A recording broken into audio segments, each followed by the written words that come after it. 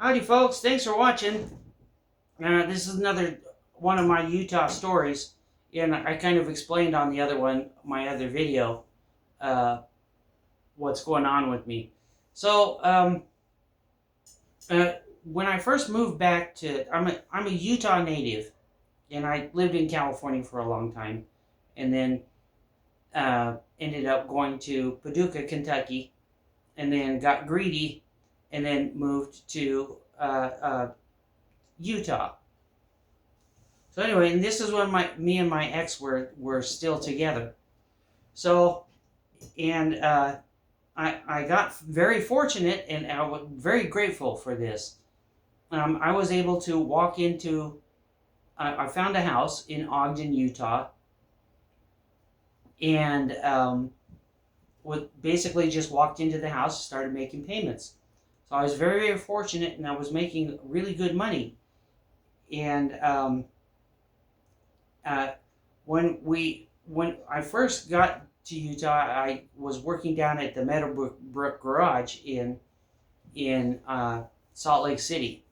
And what's kind of funny is, not funny, but my ex is deaf, and we found out that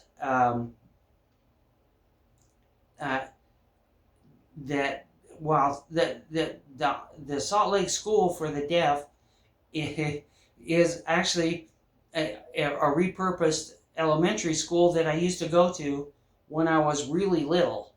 So it was like the huge feeling of this is meant to be. This is meant to be, because how can that work? The coincidence. I got an awesome job. I have awesome skills. And I was a shoe-in for my job, and they desperately wanted me to work at the UTA. So everything was going good. And then we were living in this little tiny apartment on 39th South, something like that. Something around that area in Salt Lake City. Now, I'm a Utah native, so for me it was coming home. And so anyway, I was working, my regular hours, doing my shifts, and, low seniority and everything like that. But I have massive skills. I've always had massive driving skills from Southern California. It's back when they had the Thomas Guide. But I'm going to end up rambling, so I'm going to shut up. So anyway, my ex got a job at the Salt Lake School for the Deaf. And it was awesome. It was meant to be the way it felt. So anyway, everything was going fine, and then I had the great fortune of being able, because I have my work history and my credit and everything. Had really awesome credit back then, and I walked into our house, and then we started living. And we had my stepdaughter and living with us, and she was making friends and stuff. Normal kid drama, things like that. So anyway, I was able to walk into this house in Ogden, Utah, and just basically light up the utilities and go back to work. And and my ex was promised a job at the Ogden School for the Deaf. Now, she was promised this job. So, anyway, anybody who's connected with the Ogden School for the Deaf, well, your little club, Utah club, Mormon, pristine, whatever, you smell funny, ethic at the Ogden School for the Deaf, ruined my life in one sense. So, what ended up happening is because the Utah politics and the small clubbish culture of Utah and Salt Lake City, somebody sandbagged my ex. And what ended up happening, and the Ogden School for the Deaf, I'm pointing my finger at you. You guys caused these problems that I'm going through right now. And everything would have gone just fine if she had her job at the Ogden School for the Deaf.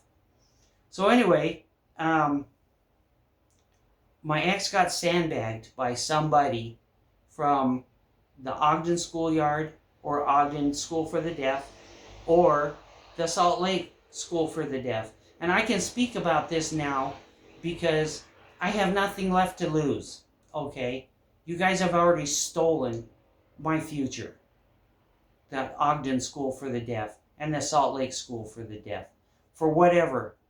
And so anyway, what ended up happening is my ex went into a major depression, sat on the corner of the bed for a year, and did basically nothing. She went into a major depression. So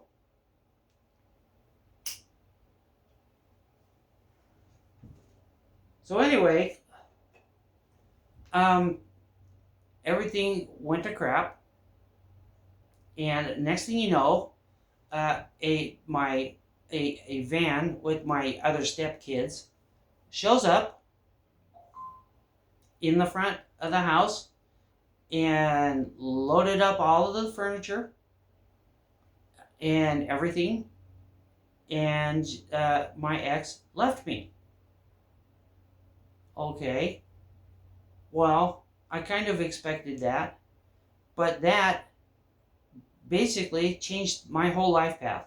I ended up having to work the crazy hours because my ex got sandbagged by the Ogden School for the Deaf and the Salt Lake School for the Deaf because they're part of the Utah Club. I'm going to put it that way. The Utah Club, if you don't fit in, they'll do everything to get rid of you. So anyway, that was the beginning of the end for me because she took all of the furniture. Because I'm a single white male in America, and the system is set up to perceive the white males as being the cause of all the problems in the world. Here I am raising somebody else's kids who I love, even though two of them hate me. And that's just fine. The stepkid thing, trying to be a dad to stepkids is rough. Okay, so I don't have any anger towards that. I think that's just nature. Okay, nothing like, there's no hostility or anything towards my stepkids. I still love my stepkids, and I'm still daddy to my daughter. Anyway, I'm not going to go off on that tangent. So anyway, my ex went into this depression, wore a divot in the bed from sitting from the depression. Now, and I can't, and I admit, I'm not perfect, okay? I'm not a computer. I have no mechanical parts. I've never raised a family before, but I took the chance. And it went mostly good because when I moved to Kentucky, everything was awesome. Mostly. So anyway, she took everything. And, you know, being a man in society, in American society, you put your hands up, back away, and let her take whatever she wants. Yeah, that's the only way you can preserve yourself in America nowadays if you're a single white male. Or it's probably the same way in any other demographic, racial demographic in America. Is the man has to back away completely because the women have absolute priority. Okay, this is a fact. I've been through it. I grew up in a family of 6 sisters and no brothers, and it was a mixed race family and everything like that. So I know how the system works. You can't fool me. You can't make any excuses, okay? So anyway, she loaded up the van, took all the furniture and everything like that, and then moved back to Kentucky. And left me with the house payment. A house payment, and hence I had to work the crazy hours to survive. But I'm not playing victim, because I just ended up working crazy long hours trying to keep a house that I probably should have sold the house off and then moved back to Kentucky right away. But hindsight, there's some kind of meme about that. So anyway, that's what the Ogden schools, or the Salt Lake School for the Deaf and the Ogden School for the Deaf did. The total Mormon thing, clannish, little cliquish horse crap thing of outing somebody because they smell funny, or that. Now, my ex was born deaf, hyper skilled, hyper fluent, a total asset to the Ogden School for the Deaf. And maybe her communication style was different, but she was just going to be a teacher's aide. So the Ogden School for the Deaf, from me to you ruined my life on that aspect. And I will never forget it. You just ruined a person's life through your own politics. So that's my end of this video. For now, I got another video that's coming up. Because I already explained this on my other video. So thanks for watching. I'm not angry. I'm like a beat dog. All I want to do is walk off into the sunset right now. I'm losing everything. And just don't get injured in America. And the anger that's coming up from not having a social health care system, at some point there's going to have to be a revolution. The American people need to stand up. That's a different story. Anyway, thanks for watching. I got to farm out in my head, because I'm doing this all freehand. Thanks for watching, and take care. Bye.